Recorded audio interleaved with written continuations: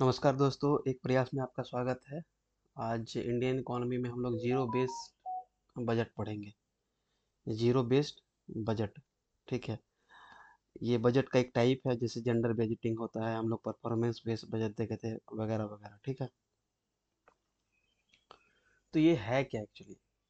देखिए, zero based मतलब जब हम लोग मान लीजिए एक अपना घर का बजट बना रहे हैं। अभी आप इकोनॉमिक पर्सपेक्टिव से बाद में थोड़ा सा अपना घर के बारे में। तो अपना घर का बजट बना रहे हैं, तो हम लोग मान लीजिए इस महीने का बजट बना रहे हैं, ठीक है, नवंबर का। तो हम लोग देखेंगे कि भाई पिछले बार हमारा ये खर्चा हुआ था, ठीक है।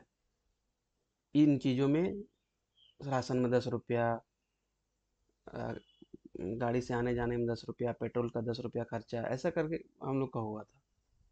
अब जब इस महीने का हम लोग बजट कर रहे हैं, तो हम लोग क्या करेंगे, पिछले महीने का हमेशा देखते हैं कि भाई कितना खर्च किस चीज़ में हुआ था। अब सोचो, पिछले बार हम लोग सामान मंगा रहे थे, जाके कहीं रिलायंस स्टोर गए या सब्जी मार्केट जाके आए। अब क्या हुआ, इस महीने हम लोग जब बजट बना रहे हैं, तो जैसे ही हम लोग आए कि भाई राशन लाना है, तो उसमें हम लोग आने जाने का भाड़ा जो पिछले बार हम लोग ऐड किए थे ऑटो से या कहीं जाने के लिए, वो 10 रुपया था। तो इस बार देख रहे हैं, नहीं भाई, हम लोग जेप्टो से मंगा सकते हैं, हम लोग रिलायंस स्मार्ट से मंगा सकते हैं, जियो मार्ट से, या और कोई ऑनलाइन प्लेटफॉर्म से। तो वहाँ मेरा कुछ ऑफर भी मिल रहा है, और 10 रुपया घट गया, 5 रुपया का जो फेयर था, भाड़ा था, वो भी घट गया। तो हम लोग क्या देखे कि पिछले बार हम लोग जो काम किए थे, उस बेस को न बना के इस बार हम लोग नया बेस लिए हैं कि भाई हमारा बहुत सारा इनपुट जो है, बहुत सारा खर्चा ऑनलाइन के चलते हमारा कम हो रहा है, भाड़ा जैसे कम हो रहा है, ठीक है। तो ऐसे बजटिंग को जीरो बेस बजट बोलते हैं। मतलब पिछले बार जो भी, पिछले बार के रेफरेंस को बिना लिए हुए इस महीना का बजट को बनाना एक नए सिरे से, उसको बोलते हैं जीरो बेस, ठीक है। अब हम लोग इसका प्रॉपर डेफिनेशन वगैरह देखेंगे, ठीक है।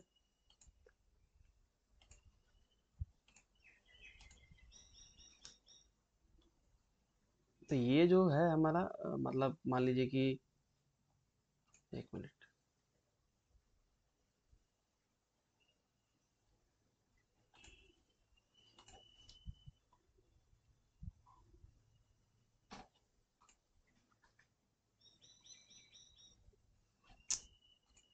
सॉरी। तो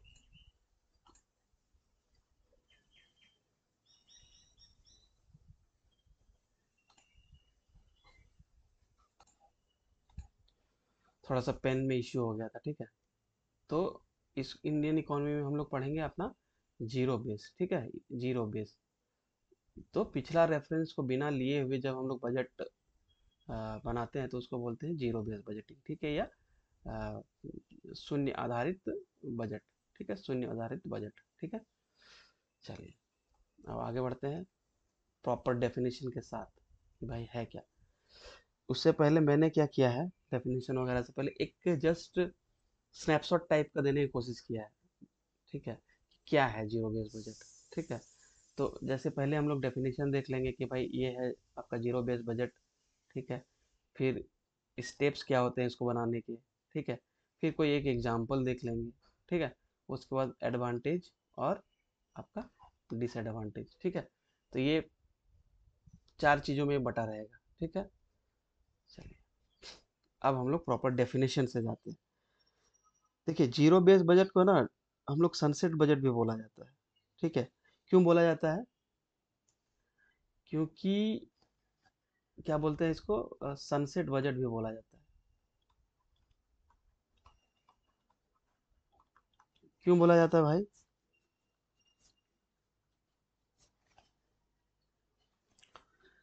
मतलब हमेशा इसको ना फिनेंशियल ईयर से पहले प्रेजेंट किया जाता था, इसीलिए इसको बोला जाता है सनसेट बजट। जब भी फिनेंशियल ईयर होगा, उससे पहले इसको प्रेजेंट करना होगा, इसीलिए इसको क्या बोला जाता था, सनसेट बजट, ठीक है। अभी देखिए, डेफिनेशन पे देख लेते हैं। Zero base budgeting is a method, एक मेथड है, एक प्रक्रिया है ऑफ बजटिंग, बजटिंग का प्रक्रिया है, वेयर, देखिए यहाँ पे है ना, where all the expenses must be justified, must be justified, ये एक कीवर्ड हो गया, must be justified and approved for each new period starting from zero base, ये है। एक दो इसमें याद रखिएगा, नया पीरियड, ठीक है, न्यू पीरियड हम हाईलाइट कर देते हैं। देखिए ईच न्यू पीरियड, एक उसमें जो खर्चा होगा उसको जस्टिफाई करना है भाई, ठीक है, और वो स्टार्ट होना चाहिए एकदम जीरो से, ठीक है, ये नहीं कि पिछला कुछ रेफरेंस लिया है, ठीक है, न्यू सिरे से, कोई रिसर्च डेवलपमेंट करना है तो एकदम नया सिरे से, ठीक है, उसका खर्चा जोड़ना है। देखिए यहाँ देखिए, unlike traditional budgeting which relies on historical spending, हम क्या बोले, ट्रेडिशनल मान लीजिए कोई लाइन आइटम बजट है, वो हिस्टोरिकल स्पेंडिंग पे डिपेंड करता है, ठीक है, तो वो चीज़ नहीं, ये चीज़ है ना, ये जीरो बेस बजट में ये चीज़ नहीं होगा, पिछला रेफरेंस लेना। ट्रेडिशनल बजट में क्या होता है, जो पिछला खर्च हिस्टोरिकल स्पेंडिंग हुआ था लास्ट कुछ ईयर्स में, उसको बेसलाइन बना के उसका नए अपकमिंग फिनेंशियल ईयर का खर्चा हम लोग या बजट बनाते हैं। लेकिन जेडबीबी क्या करता है, जीरो बेस बजट, वो हर जो काम हम लोग करेंगे, एक्टिविटी करेंगे, ठीक है, उसको एनालाइज किया जाएगा, to be analysed for its needs, क्यों हम लोग ये खर्चा करेंगे, क्या जरूरी है, क्या ये जरूरी है भी कि नहीं है, कि पिछले बार जरूरी था तो हो सकता है इस बार ना हो जरूर, है ना, ठीक है, and cost from scratch ensuring that all the expenditures align with the current strategic goals, ठीक है। देखिए पास्ट 3 ईयर में मान लीजिए मेरा घर का खर्चा 5,000 रुपया था महीने का, मान लीजिए, लेकिन जरूरी थोड़े कि इस बार हो, इस बार टेक्नोलॉजी चेंज हुआ है, हो सकता है कुछ ऑफर आया हो, तो सब कुछ एनालाइज करके हम लोग डिसाइड करते हैं कि कितना खर्चा होगा, ठीक है। अब इसको जैसे सनसेट बजट भी बोला जाता है, जैसे हम बताए थे अभी, है ना, क्या बोलते हैं, सनसेट बजट, क्यों बोला जाता है भाई, as the financial department has to present before the end of the financial year, before the end of the financial year, इसीलिए इसको बोला जाता है, ठीक है, याद ही, ठीक है, ऑब्जेक्टिव के लिए सनसेट बजट क्या है, देखिए हिंदी में भी है, शून्य आधारित बजट,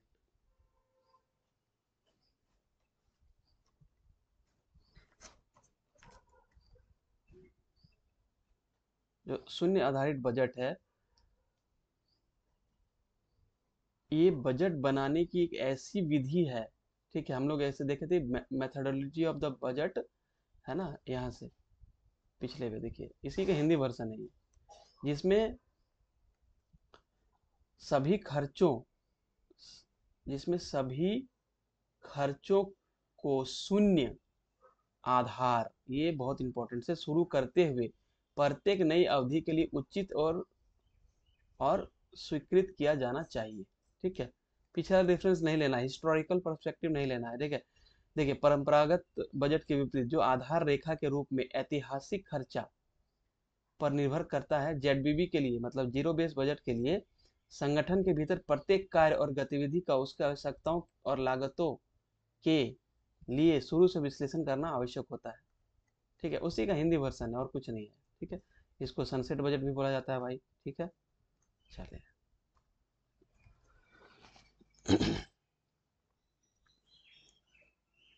तो जीरो बस बजट क्या है, एक बार फिर से रिकैप कर लेते हैं, डेफिनेशन पहले समझेंगे, तभी फिर से एक बार देख लेते हैं, फिर से आपको समझ में आएगा कि भाई ये है क्या, ठीक है। देखिए एक ऐसा मेथड है बजट प्लानिंग और प्रिपरेशन का जो जीरो बेस से स्टार्ट होता है, मतलब पिछला जो हिस्टोरिकल पर्सपेक्टिव है उसको हम लोग नहीं देखते हैं, एक नया अध्याय शुरू करके उसमें बजट निर्माण होता है, ठीक है। ये रिलेट करता है आपका, ये जो है ना, ये रिलेट करता है, ये रिलेट करता है आपका बजट प्लानिंग है ना, फ्रॉम स्क्रैच, ठीक है, from scratch,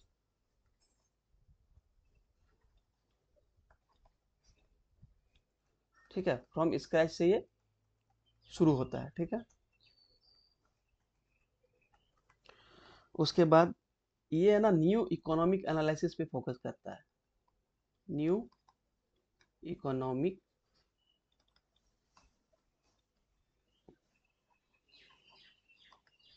new economic analysis पे ये फोकस करता है कि भाई अभी का खर्चा हमारा अ, एक, एक अच्छे से एनालिसिस करने के बाद होना चाहिए, ठीक है। और ये काफी डिसीजंस मतलब पे ये ध्यान दिया जाता है, डिसीजंस, माइक्रो डिसीजंस पे, कि खर्चा को ऑप्टिमाइज किया जा सके, ठीक है।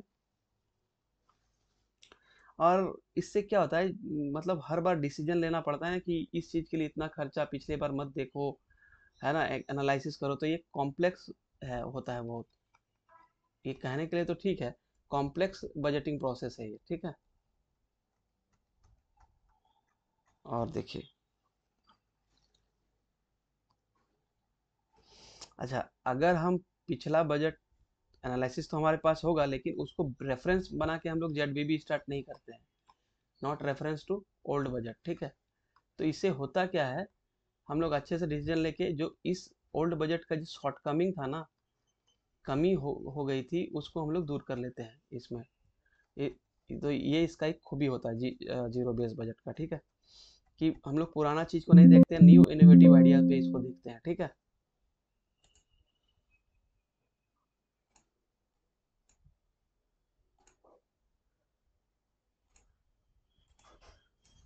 चलिए, उसके बाद क्या है भाई, हर एक्सपेंडिचर को ना यहाँ पे जस्टिफाई किया जाता है जीरो बेस में, हर एक्सपेंडिचर को, कि भाई हम क्यों खर्च कर रहे हैं, जैसे परफॉर्मेंस बेस्ड में why money is being spent, ठीक है। तो ये था जीरो बेस बजटिंग, ठीक है। तो मोटा मोटी तौर पे देख लीजिए कि इसमें मतलब आपका एवरी जो है ना खर्चा, एवरी, इसमें क्या है, every activity need to be justify, every activity to be justify, ठीक है। उसके बाद कॉस्ट एनालिसिस होता है इसमें, जैसे हम आपको घर वाला एग्जांपल दिए थे कि ऑनलाइन वाला, ठीक है। और उसके बाद फंड एलोकेट होता है, ठीक है।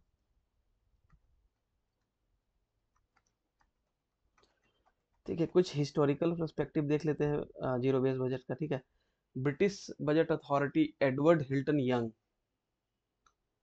ठीक है, इंट्रोड्यूस किया था जीरो बेस्ड बजटिंग कॉन्सेप्ट को 1924 में, ठीक है। एक ये हो गया भाई। उसके बाद क्या है,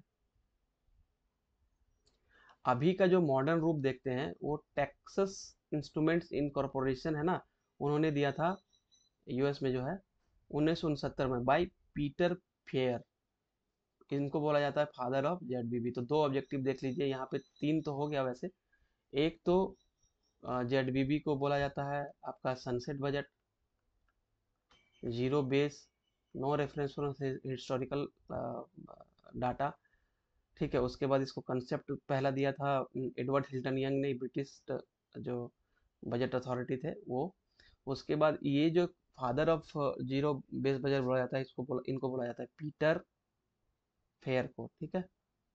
चलिए, इंडिया में क्या है भाई, इंडिया में 1983 में इसको इंट्रोड्यूस किया गया था किस डिपार्टमेंट के लिए, साइंस एंड टेक्नोलॉजी के लिए।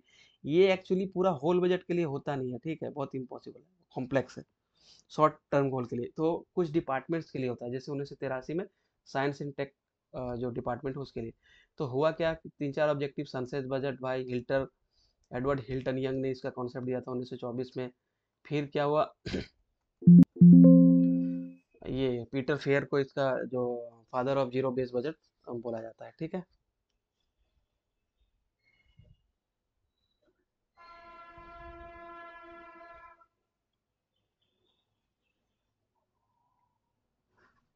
चलिए, उसके बाद हम लोग देख लेते हैं इसका विस्तृत रूप से क्या होना चाहिए, ठीक है, और क्या क्या है। हम लोग जब सिनॉप्सिस देखे थे उस हिसाब से फिर से देखिए, स्टेप्स क्या है, ये आपका है ना, ये है ना steps in zero based budget, क्या क्या है। अच्छा, उससे पहले हम एक एग्जांपल देख लेते हैं जीरो बेस्ड बजट का, और एक, ठीक है, उसके बाद स्टेप्स देखेंगे। एक एग्जांपल देख लेते हैं यहाँ पे। मान लीजिए पिछला महीना के बजट में हुआ क्या था हमारा कि एक्स रुपया खर्चा था हमारा वाई आउटपुट के लिए। ठीक है, एक्स रुपया खर्चा था हमारा वाई आउटपुट के लिए। अब हम सोच रहे नहीं, मेरा आउटपुट जो है, हम सोच रहे हैं आने वाले समय मेरा आउटपुट 2y हो जाए, तो उसके लिए क्या लगेगा, हमें 2x एक्सपेंडिचर लगेगा। ये एक मतलब ये कॉन्सेप्ट है कि भाई अगर आउटपुट दोगुना चाहिए तो इनपुट भी ज़्यादा देना होगा। लेकिन क्या हो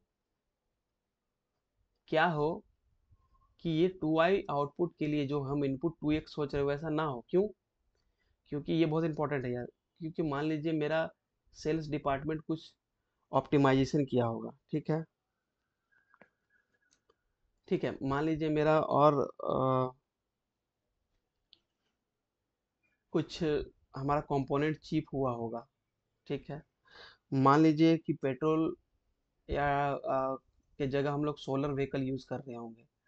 क्या होगा अगर हम अ, हमारा जो एडवर्टीजमेंट है वो काफ़ी डिजिटाइज्ड हुआ होगा, तो ये सब क्या होगा ना, ओल्डर खर्चा को कम करेगा। तो हो सकता है 2x ना हो, 2x मेरा इनपुट ना हो, क्योंकि ये सब चीज़ ऑप्टिमाइज हुआ है हमारे डिपार्टमेंट में। तो 2x माइनस 10% हो सकता है। ठीक है, 2x माइनस 10% हो सकता है। तो ये जरूरी नहीं है कि 2y खर्चा के लिए हमें 2x देना ही पड़ेगा। ठीक है, ये जरूरी नहीं है। ठीक है, तो इसी को बोलते हैं ऑप्टिमाइजेशन, जीरो बेस से स्टार्ट करना। पिछले बार x खर्चा था y के लिए, तो जरूरी नहीं कि इस बार 2y के लिए 2x हमारा जो है सो एक्सपेंडिचर लगे 2y आउटपुट के लिए। ठीक है, उसके बाद एक चीज और देख लीजिए। जनरली हम लोग क्या होता है, बजट बनाने के लिए प्रीवियस ईयर का हम लोग एक्सपेंडिचर देखते हैं। ठीक है, टू गेट आउटपुट, कि हमारा पिछले बार मान लीजिए 10 रुपया आउटपुट था, तो 2 रुपया इनपुट देना पड़ा था। इस बार 20 रुपया के लिए 4 रुपया देना पड़ जाए। एक कैलकुलेशन मतलब हिसाब किताब में हम लोग लेते हैं, लेकिन ऐसा जरूरी नहीं है। ठीक है, हम हमेशा बोल रहे हैं ऐसा जरूरी नहीं है।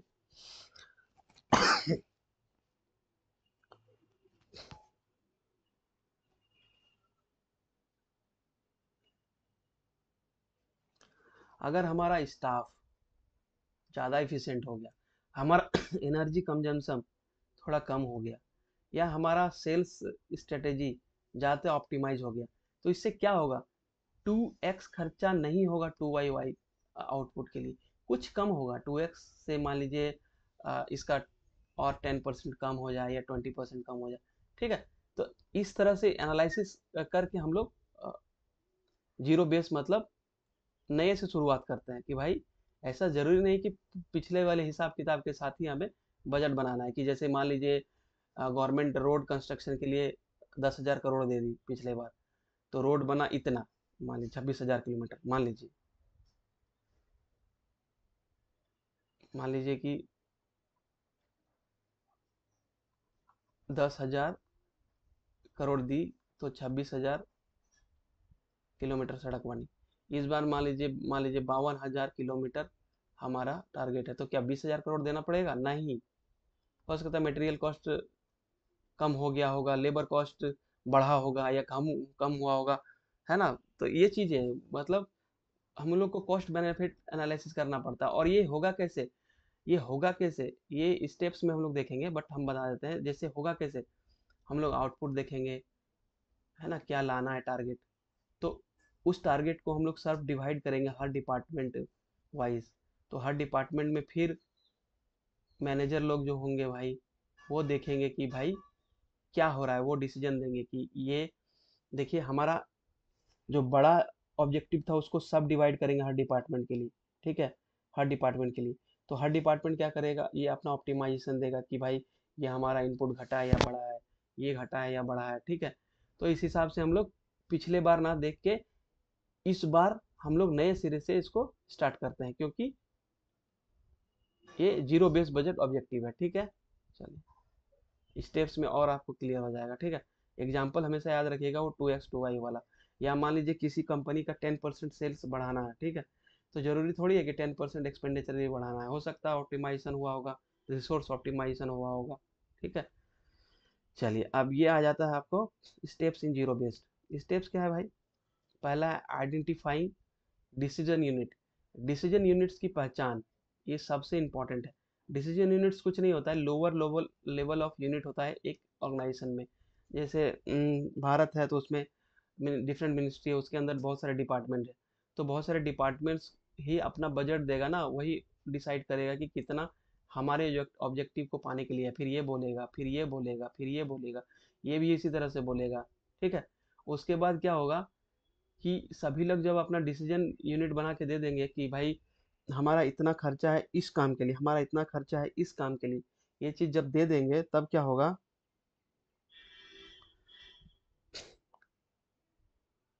उसको रैंकिंग दिया जाएगा कि कौन सा डिसीजन यूनिट यूनिट बनाएगा ये काम एक्टिविटी। ठीक है। और उसको कितना बजट चाहिए, वो पैकेज हो गया। वो मैनेजरियल स्किल पे होता है, लोअर लेवल पे, डिपार्टमेंट वाइज। पूरा जैसे ये पूरा बजट बनाना है, तो हम लोग मिनिस्ट्री डिपार्टमेंट से हम लोग उसका मांगेंगे खर्चा का हिसाब। तो ये एक डिसीजन उस लोअर लेवल पे वो जो बंदा होगा, मैनेजर या जो सेक्शन हेड होगा, सेक्शन हेड या जो भी आपका डिवीजन हेड होगा, वो बनाएगा एक एक, ये हमारा ऑब्जेक्टिव है और इतना ये चाहिए। तो ये हो गया डिसीजन पैकेज। जो ऑब्जेक्टिव बोले, ये डिसीजन यूनिट है। एक एक हेड, एक एक ऑर्गेनाइजेशन को लोअर लेवल है ना, जिसको कोई मैनेजर या कोई एसी डीसी ये हेड कर रहे होंगे, वो क्या बोलेंगे कि भाई इस सर इस यूनिट के लिए मुझे इस एक्टिविटी के लिए ये खर्चा चाहिए। मान लीजिए बिल्डिंग, एक कमरा बनाना है, सेटअप करना है एक डिपार्टमेंट को या एक यूनिट को, तो उसको मान लीजिए 20 लाख रुपया चाहिए, है ना। फिर दूसरा यूनिट बोलेगा सर हमको एसी लगवाना है तो हमको इतना खर्चा चाहिए। तीसरा बोलेगा सर हमको पेपर के लिए इतना खर्चा चाहिए। चौथा बोलेगा सर हमको डिजिटाइजेशन के इतना खर्चा चाहिए। उसके बाद देखा जाएगा कि ये स- ये ये सब डिसीजन हो ना, यूनिट हो गए, और इतना खर्चा लगेगा, ये डिसीजन पैकेज कहलाता है। ठीक है। ये आउटपुट और ये इनपुट मिला के ये हमारा ये खर्चा होगा, तो ये डिसीजन पैकेज कहलाया। ठीक है। अब उसको है ना, हायर लेवल पे क्या किया जाएगा, उसको रैंक दिया जाएगा कि कौन सा ऐसा एक्टिविटी है, डिसीजन यूनिट है, जो कम खर्चा में ज़्यादा आउटपुट दे रहा है। उसको रैंकिंग किया जाएगा 1 2 3 ऐसा कुछ। ठीक है। उसके बाद अब भाई आपने सबने तो खर्चा दे दिया और उसका उसका रैंकिंग भी हो गया। तो रैंकिंग के हिसाब से जो हमारे पास पैसा तो लिमिट है ना, उसको एलोकेट किया जाएगा। जो आउटपुट ज़्यादा देगा उसको उस हिसाब से पैसा एलोकेट किया जाएगा। ठीक है। उसके बाद एलोकेट करने के बाद उसको कंट्रोल और मॉनिटरिंग भी, जब उसका इम्प्लीमेंटेशन होगा तो सही से हो रहा है कि नहीं, ये मॉनिटरिंग भी होती है। तो ये 5 स्टेज है इसका। ठीक है। हम लोग अभी देखेंगे डिटेल में, थोड़ा सा मैं इसको और डिटेल में बना दूंगा। ठीक है। चलिए, इकोनॉमिक्स यार देखिए ऐसे ही होता है। मतलब कोई बोलते हैं बहुत लंबा लंबा है, शॉर्टकट ऑब्जेक्टिव थोड़ी है भाई की झारखंड का राजधानी कहाँ है, दिल्ली और रांची, ये सब पढ़ लिए तो हो जाएगा। थोड़ा शुरू में मेहनत करना ही पड़ता है, खासकर इकोनॉमिक्स में। और हमेशा डायनामिक रहता है ये सब्जेक्ट, इसीलिए वेटेज भी देख लीजिए, 200 पेपर का है आपका झारखंड में, और हर जगह इसका वेटेज अच्छा खासा रहता है। ठीक है।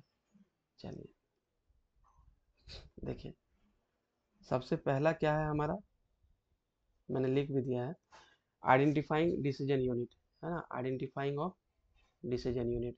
ठीक है। देखिए हम जो बोले थे वही पढ़ देते हैं। The organisation will be divided into individual unit. ठीक है। The organisation will be divided into individual units. ठीक है। Such as departments, projects, functions where spending occurs, जहाँ पे स्पेंडिंग करना है। ठीक है। उस हिसाब से ऑर्गेनाइजेशन को डिवाइड किया जाता है। ठीक है। तो उसको बोलते हैं डिसीजन यूनिट्स। बोले ना हर प्रोजेक्ट का स्कीम क्या लॉन्च करना है, कौन सा डिपार्टमेंट है, इसको बोलते हैं डिसीजन यूनिट। ठीक है। उसके बाद डिसीजन पैकेज क्रिएट किया जाता है, मतलब क्या खर्चा होगा और क्या आउटपुट आएगा उसका। देखिए कैसे, this unit will then develop a proposal justifying the need for their expenses. This proposal will include objective, cost, expected outcomes and the consequence of the not receiving funding। मतलब ये जो डिसीजन यूनिट्स है ना, लो कोई project होगा, कोई division का होगा, कोई थोड़ा सा मान लीजिए रेंज होगा, मान लीजिए स्टेट गवर्नमेंट में सेक्रेटरीट, उसके अंदर बहुत सारे सेक्शन, तो ये सब डिसीजन यूनिट हो गए। ये ना अपना आउटकम और इनपुट देंगे कि हम ये करना चाह रहे हैं, उसके लिए मुझे इतना पैसा चाहिए, ठीक है, और इस तरह से होगा। और हमको अगर पैसा नहीं मिला तो क्या होगा, consequences of not receiving funds, ठीक है। उसके बाद देखिए रैंकिंग होता है, ये जो डिसीजन पैकेज है ना, इसका इवेल्युएशन और रैंकिंग होता है हायर लेवल पे। जो मैनेजमेंट है ना हायर लेवल पे, वो रिव्यू करता है प्रपोजल और रैंक करता है उसका कि नेट इन्वेस्टमेंट और आउटपुट और रिलेवेंस क्या है हमारी इकोनॉमी, हमारे डिपार्टमेंट के आधार पे, ठीक है। उसके बेसिस पे इसको उसके बेसिस पे उसको क्या किया जाता है, रैंक दिया जाता है, ठीक है। तो ये हो गया इवोल्यूशन एंड रैंकिंग, कि जैसे मान लीजिए ये था, एक यूनिट ये था हमारे डिपार्टमेंट का, तो इसका खर्चा है 20 रुपया, ये आउटपुट लेकिन उतना रिलेवेंट नहीं है, लेकिन ये है 10 रुपया, इसका आउटपुट है 5 लेकिन रिलेवेंट है, तो इसको रैंकिंग 1 मिलेगा, इसको 2 मिलेगा, ठीक है। उसके बाद देखिए आपने तो प्रपोजल नीचे लेवल से मंगा लिया, नीचे लेवल वालों ने दे दिया आपको डिसीजन यूनिट से, ठीक है। डिसीजन यूनिट मतलब lower level of on organisation, ठीक है। जैसे सेक्रेटरी में आपका बहुत सारा सेक्शंस होगा, वो सब ऐसे याद कर लीजिए। या कोई थाना, पुलिस डिपार्टमेंट का बजट है तो थाना, है ना, थाना, ये सब चीज़, ठीक है। अब क्या होगा, रैंकिंग के हिसाब से उसको पैसा बजट एलोकेट किया जाएगा, पैसा एलोकेट किया जाएगा, ठीक है।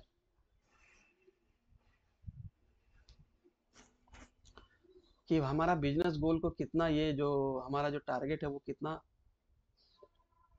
मीट कर पाएगा, एक एक डिसीजन उस हिसाब से उसको एलोकेट किया जाता है पैसा, ठीक है। और इसमें एक कॉन्सेप्ट है आपका कंट्रोलिंग एंड मॉनिटरिंग। कंट्रोलिंग इसमें 4 ही लिखा हुआ है, लेकिन यहाँ देखिए कंट्रोलिंग एंड मॉनिटरिंग भी है, ये वाला।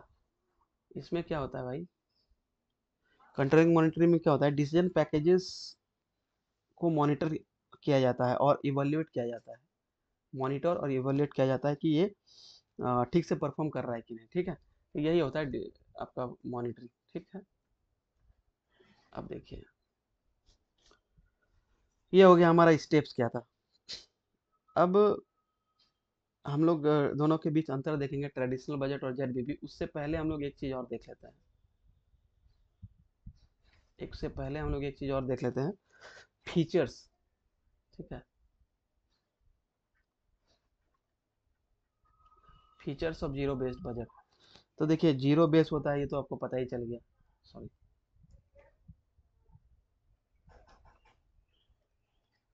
एक तो ये होता है पिछला रेफरेंस को नहीं माना जाता है, ठीक है। प्रोग्राम और एक्टिविटीज पे ये फोकस करता है, डिसीजन यूनिट्स है ना, प्रोग्राम और एक्टिविटीज पे फोकस करता है। फिर क्या करता है भाई, ये जो हमारा एक्सपेंसेस है ना, उसको जस्टिफाई करता है कि क्यों ये एक्सपेंसेस है, जस्टिफिकेशन। कॉस्ट इफेक्टिव होता है, क्यों होता है कॉस्ट इफेक्टिव, हमको पता है कि हमको ये लोअर लेवल से हमको ये प्रपोजल आया है, ये हमें मीट करना है, नहीं मीट करने से क्या होगा, और मीट कैसे करना है,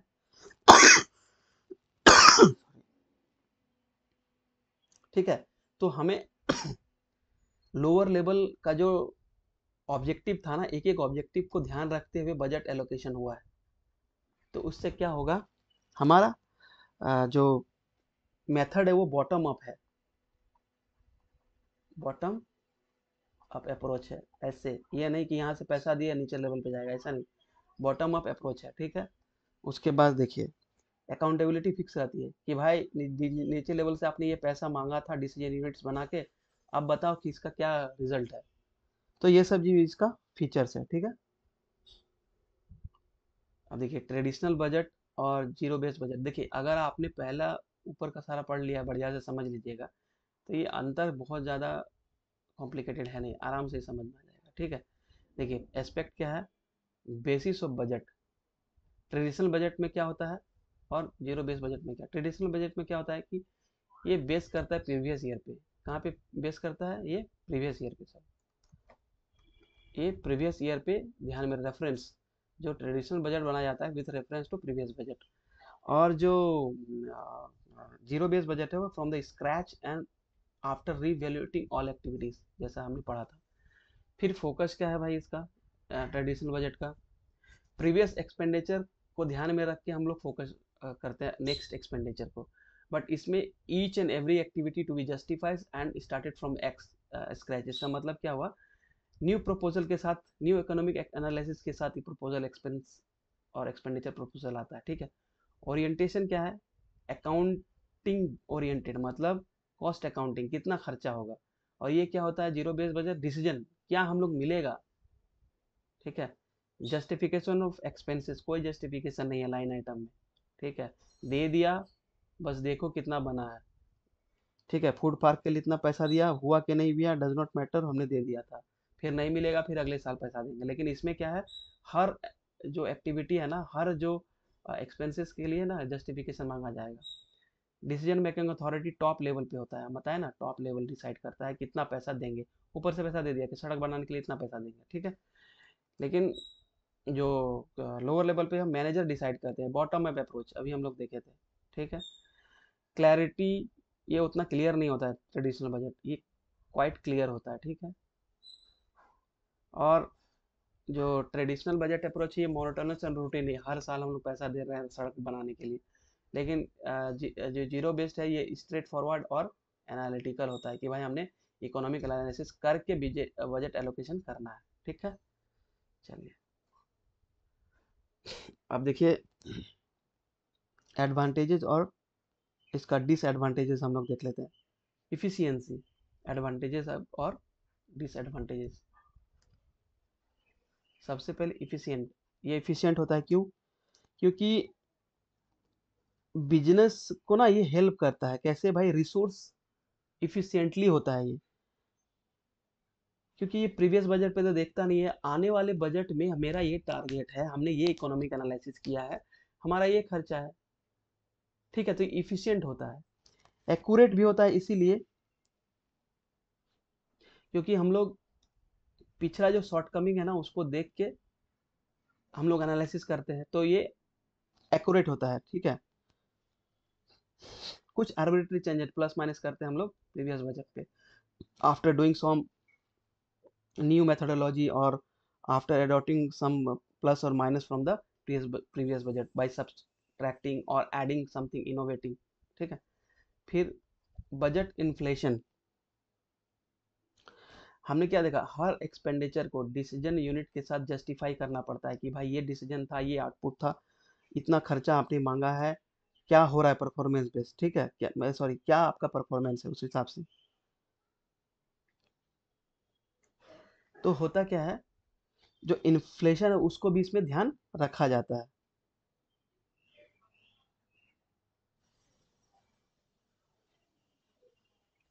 तो हम लोग जैसे मान लीजिए महंगाई 6% से बढ़ रही है, ठीक है। तो बजट एलोकेशन हम लोग अगर इसको कंसिडर नहीं किए तो फिर क्या फ़ायदा, फिर तो पैसा घट ही जाएगा ना आगे जाके। तो इसलिए ये बजट इन्फ्लेशन हम लोग हर समय एनालिसिस करते हैं इसको, तब जाके बजट एलोकेशन करते हैं, ठीक है। उसके बाद coordination and communication, her department ministry के बीच ये कोऑर्डिनेशन और कम्युनिकेशन ज़्यादा अच्छा बनाता है। और डिपार्टमेंट के अंदर भी मतलब जो लोग काम कर रहे हैं उनके बीच ये काफ़ी सामंजस्य बनाता है कि भाई हमें ये ऑब्जेक्टिव अचीव करना है, हमने ये टारगेट दिया है, तो कैसे करेंगे, ठीक है। उसके बाद रिडंडेंट एक्टिविटीज़ को ये डिलीट करता है। हम लोग जैसे अभी सोचे थे ना कि भाई पिछला बजट का शॉर्टकमिंग्स जो है उसको ये दूर करता है। दूर कैसे करता है, हम लोग जब एनालिसिस करते हैं शॉर्टकमिंग्स पिछला बार क्या था, ठीक है, तो उससे क्या होता है कि लगता है कि भाई ये खर्चा नहीं भी देने से ये, या ये एक्टिविटी नहीं भी करने से हमारा आउटपुट 10 ही होता, तो इस चीज़ को आप हटा दो। तो ये रिडंडेंट डेटा है, ठीक है। हम लोग क्योंकि बॉटम अप अप्रोच से ले रहे हैं, ठीक है। तो ये सब इसका एडवांटेजेस था, ठीक है। अब हम लोग इसका डिसएडवांटेजेस है, टाइम कंज्यूमिंग। टाइम कंज्यूमिंग कैसे भाई, इतना इजी नहीं होता cost benefit cost effective analysis करना बजट एक्सपेंडिचर में, ठीक है। तो बहुत टाइम कंज्यूमिंग है ना। हर बार एनालिसिस करो परफॉर्मेंस को, हर साल टाइम दो कि भाई क्या हुआ था पिछला शॉर्टकमिंग्स, टेक्नोलॉजिकल एनालिसिस, हमने क्या इनपुट देना है, तो इट विल टेक टाइम, है ना। और हायर मैन पावर और रिक्वायरमेंट चाहिए उसकी, जब टाइम कुछ भी एनालिसिस करना है उसके लिए मैन पावर भी चाहिए, ठीक है। स्किल गैप, जो मैनेजरियल स्किल्स है ना, नीचे लेवल पे जो डिसीजन यूनिट बनाते हैं, डिसीजन पैकेज बनाते हैं, उसके बाद रैंकिंग करते हैं, ये काफ़ी स्किल्ड होना चाहिए। अगर स्किल्ड नहीं है तो फिर मुश्किल है, ठीक है। क्योंकि हर मैनेजर जोड़ी जरूरी थोड़ी ना कि ट्रेंड हो एकदम से बढ़िया से हर चीज़ के लिए, ठीक है। और यदि वो ट्रेंड नहीं है और डिसीजन यूनिट वगैरह बना दिए तो फिर वो तो गड़बड़ हो जाएगा आगे जाके, है ना। फिर मैनेजर वाइज कोई मैनेजर ये हो सकता है, कोई डिपार्टमेंट अपना खर्चा सरप्लस दिखाने के लिए उसको डाल दे बजट में कि भाई ये भी मेरा खर्चा है, ठीक है। कुछ इंटरनल पॉलिटिक्स आपको पता ही हर डिपार्टमेंट में होता है, तो वो चीज़ का शिकार हो सकता है ये। उसके बाद चेंज फटीग। देखिए हर साल आप जीरो बेस बजट नहीं बना सकते, हर बार आप बना रहे हैं तो ये काफ़ी सिरदर्दी वाला काम है, ठीक है। हर बार आपको नया इनोवेशन लाना पड़ेगा तब जीरो बेस बजट जस्टिफाई होगा, तो ये है ना, ये काफ़ी सिरदर्दी वाला काम है, ठीक है। हर बार आप जीरो बेस्ड बजट में ही कुछ इनोवेशन लाइए। इस बार जीरो बेस्ड बजट था, अगले बार भी आएगा तो, बट ट्रेडिशनल बजट तो था ही नहीं पिछले बार। मान लीजिए पिछले बार भी जीरो बेस्ड बजट था, इस बार भी है, तो इसी में से आपको कुछ चेंज करना होगा जो कि काफ़ी कम्बरसम होता है, ठीक है। तो ये सब, ये आपका था जेड बी बी, ठीक है। अगर आपको अच्छा लगे तो kindly like subscribe my channel, ठीक है। मैं कोशिश करता हूँ और इतना में आपका काम बन जाएगा, ठीक है। ये सिनॉप्सिस था, इसको बढ़िया से देख लीजिए कि क्या डेफिनेशन रहा, ठीक है। एग्जाम्पल भी यहाँ पे दिया हुआ है मेरा एक, ठीक है। फिर एडवांटेजेस डिसएडवांटेजेस, ठीक है। इतना लिख देंगे, शॉर्ट नोट्स में आएगा, ये काम बन जाएगा, ठीक है।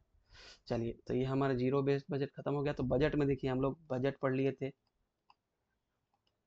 फिर बजट टाइप्स, प्रिंसिपल्स,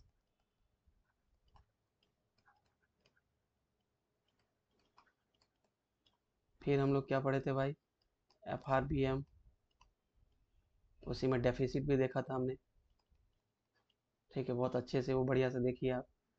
फिर हमने एक परफॉर्मेंस बेस्ड बजट देखे, उसको डेट इंस्ट्रूमेंट भी देखा था, डेट इंस्ट्रूमेंट। फिर परफॉर्मेंस बेस्ड बजट, फिर उसके बाद जीरो बेस्ड बजट, और ऑब्जेक्टिव भी हमने देखा था बजट और आपका F R B M act पे ऑब्जेक्टिव भी हमने देखा था। तो क्या है ना कि आप मतलब भाई 2 बार 3 बार पढ़ना पड़ेगा आपको, बढ़िया से इसको पढ़िएंगे तो आराम से आपका हो जाएगा काम। अब देखिए हम लोग एक शॉर्ट वीडियो में हम देख लेंगे कि क्या क्या क्वेश्चन इस पे बन सकता है, 3 4, ठीक है। चलिए तब तक के लिए बाय, थैंक यू।